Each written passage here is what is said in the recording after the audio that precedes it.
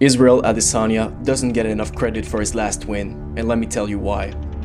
I thought Whittaker's game plan was all wrong. I thought he didn't look good. Robert Whittaker was doing more lunging than I've ever seen him do in his entire fight career. It feels like all the comments on Whittaker's bad game plan take away from Adesanya's win.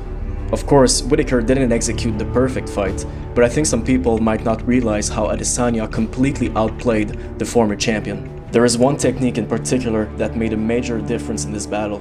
We have rarely seen that type of ability. That insane body movement was the story of this fight. But how did it work? It's important to say that Robert was often rushing in, and for striking, that's what he needed to do because of the reach difference and also because of Israel's style of fighting. And look at his accuracy against Adesanya. 32 of 116. I think some analysts misinterpret that by thinking it's Whittaker's fault, like he was swinging wildly and that's why he was so inaccurate. But the truth is, he was missing so much because the target was right there, and then it wasn't. Adesanya's chin was in perfect range for Robert to decapitate, and then it was already gone. Adesanya did a fantastic job of offering his head and then retracting it with the appropriate angle. After all, any angle is available when you have that sort of footwork and ridiculous flexibility. I mean, it looks like he's leaning on ropes.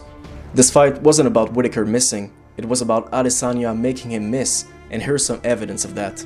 Whittaker was trying to close the distance so that he could be in range for his best attacks.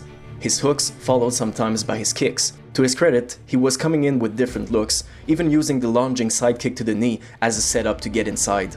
In the beginning of the first round, Adesanya was evading while he was also downloading Whittaker's movements. At a certain point, he started the strategy that got him this victory.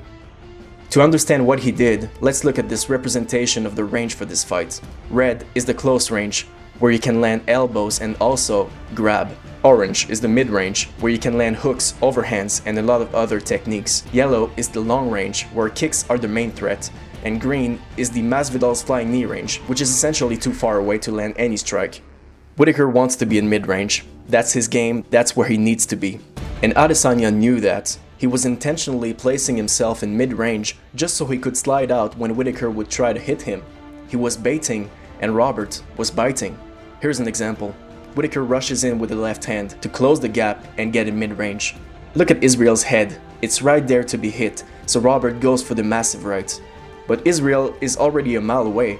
He's not coming in yet because he wants to observe Whittaker's positioning first. 10 seconds later, Whittaker goes for a different type of blitz, and Israel leans back just enough to evade.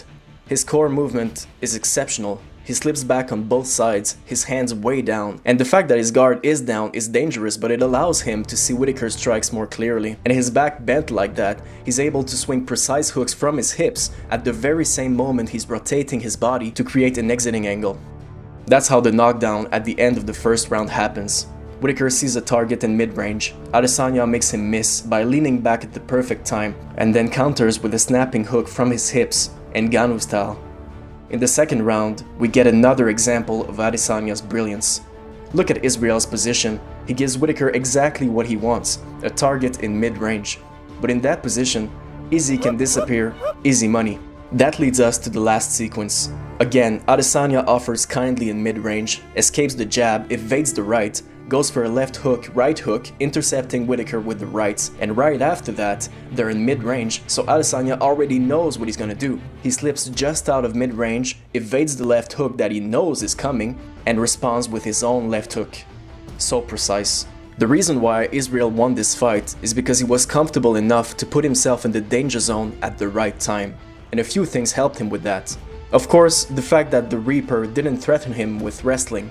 It allowed Israel to use that technique. As you can see, Adesanya was exclusively sliding his head out of mid-range. The rest of his body, including his legs, was often in mid or even close range. If there was at least a threat of a takedown, Israel's legs would be at risk in that position.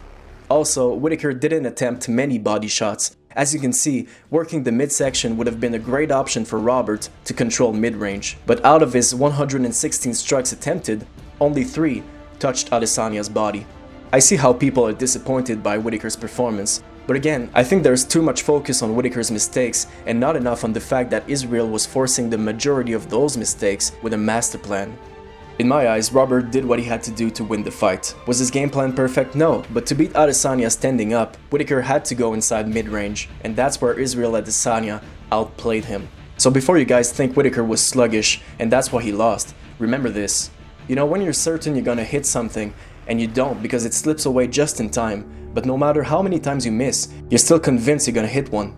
That's how Israel made Robert feel in that fight. For me, he was a step ahead the whole time, and that's why he deserves more credit for his title win. This guy is on another level. We have never seen anything like him in MMA.